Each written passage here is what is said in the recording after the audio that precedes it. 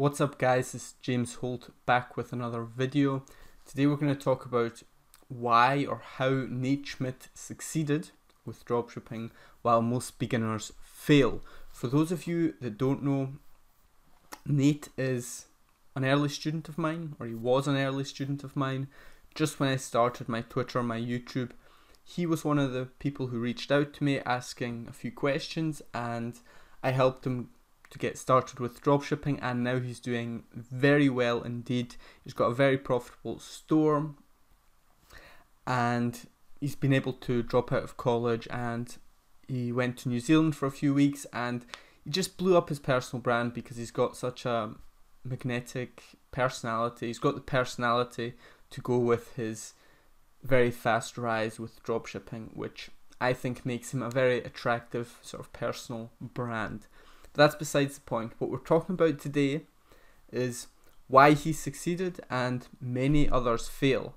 Because the truth is, most of my followers, most of my students do fail, or rather they don't succeed. The question then is, why?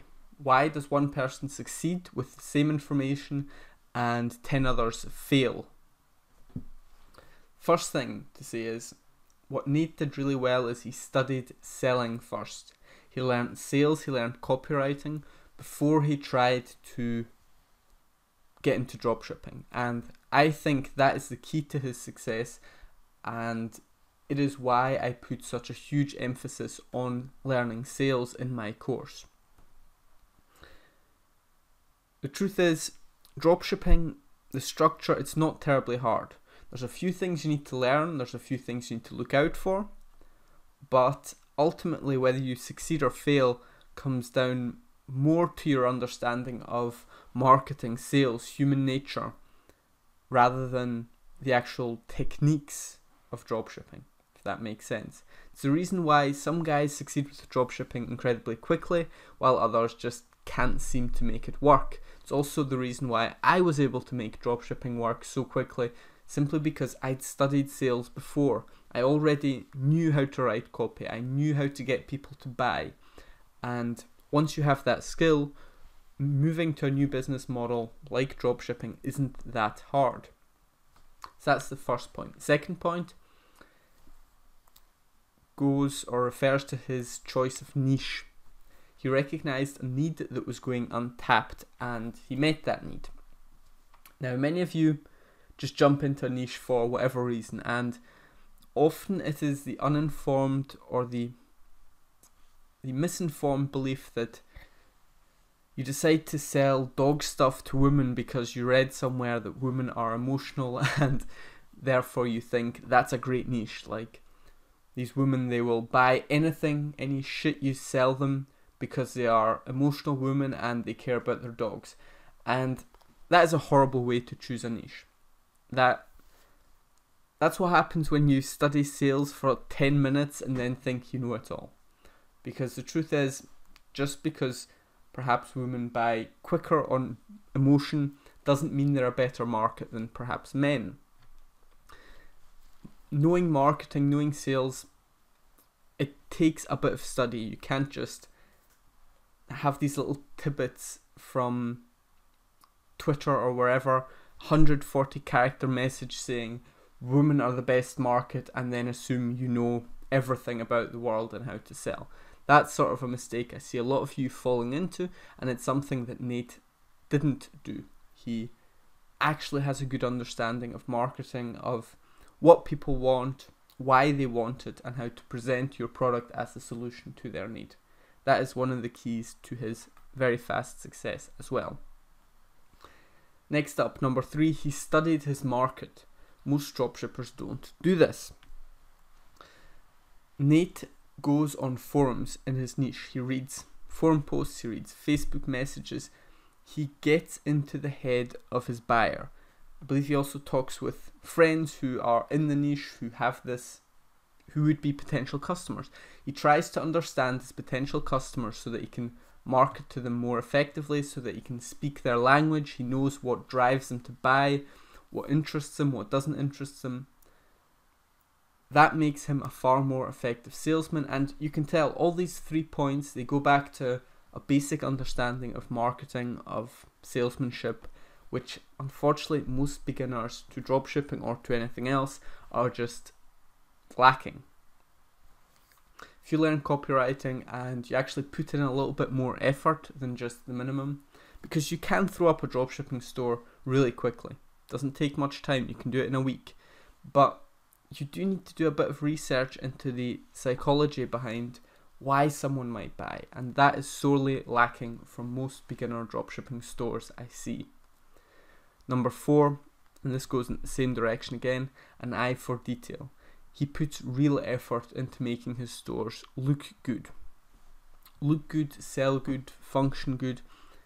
He puts real effort into his stores. Most of you don't. Most of you throw up a store quickly. And let me preface this. I always tell you to get your store up and running quickly. Don't spend 3 months trying to get your store perfect. That's not what I'm saying here. But once you've found a product that seems to be working, then you have to fine tune. You have to improve your design. You have to make it look really good. You have to improve the sales page. You have to improve the ads. Until you find that winning product, what you do, I don't think you need to perfect your sales pages. But once you have a product that's working, you have to go back and actually put in real effort. You can't just half-ass it and expect to make a lot of money, like a lot of dropshippers do, simply because dropshipping, it attracts the people that want to make money with the minimal amount of effort.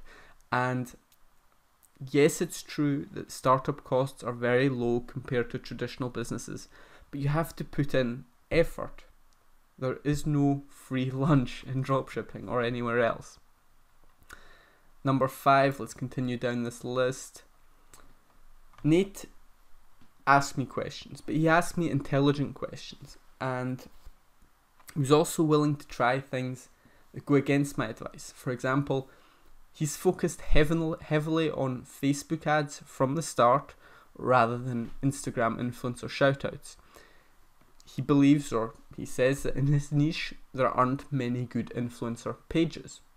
Now, oftentimes that's just an excuse because people haven't spent the time to really look up these pages, or they haven't really thought of unique angles to sell their products on Instagram. But he put in the effort, he was willing to lose the money up front, and he made Facebook marketing work for him. Intelligent questions. I get so many stupid questions now. Any tips for how to start dropshipping? No, I don't have any fucking tips for how to start dropshipping. If you haven't started a store yet, don't ask me questions. All the beginner info is on YouTube for free. If you buy my course, it's also all in there. Don't ask me questions before you get started. If you get started and you run into a specific problem that you don't know how to solve, you've tried finding an answer on Google, then okay, come to me with a question, and if it's a good question, I will respond to you.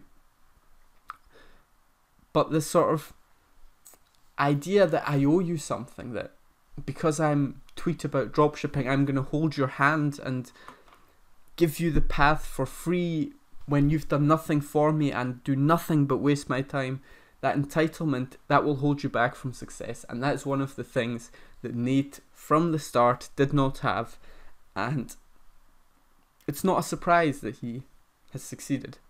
I knew within a week or two that he was going to make it.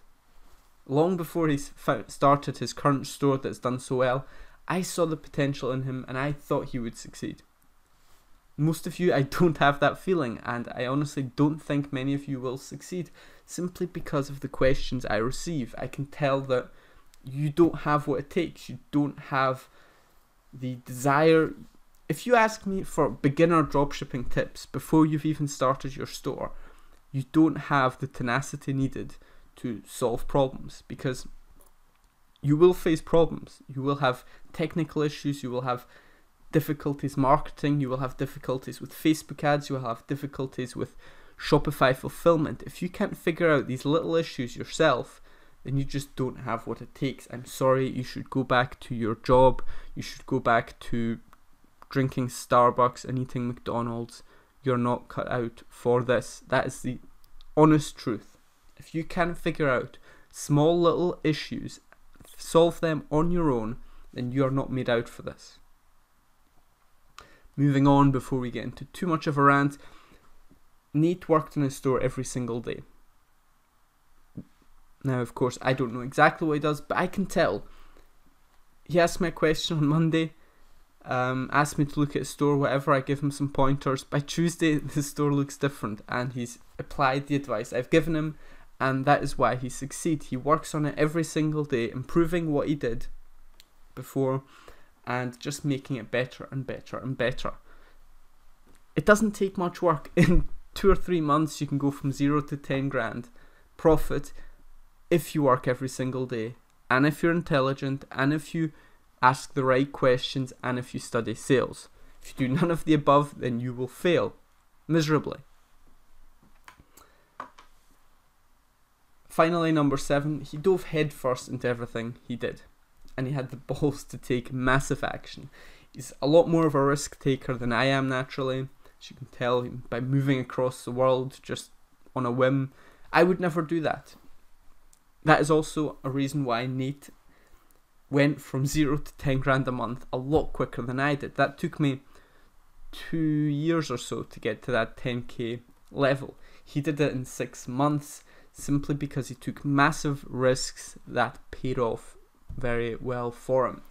Not everybody has to take those massive risks, but if you want to scale quickly from nothing to 10 grand a month, then yes, you will have to take some big risks. And I mean, I say big risks, these are relative. I mean, what did he do? He dropped out of college. If everything failed, he could have just joined college again. It's not a life-changing risk, but it is more of a risk than I personally take. I'm very conservative. I'm not a huge risk taker in that sense. And that is one of the reasons why my growth has been slower. You may not know this, but I've been doing this stuff for almost 3 years now. Not dropshipping, but online business. I've been trying stuff for 3 years, and only now have I really started seeing fast growth. And my lack of... I'm not a risk taker. I'm not a huge risk-loving person, and that is one of the reasons for my slower growth in relation to, for example, Nate. So that's about all I have to say on this today. Hopefully this enlightens you a little bit why some people seem to have it easy. Some people seem to succeed with dropshipping or with anything else very quickly, while others just struggle and struggle and struggle and never make it. That's about all I have to say on that today. If you like this video, please do subscribe to the channel, and I'll see you in the next video.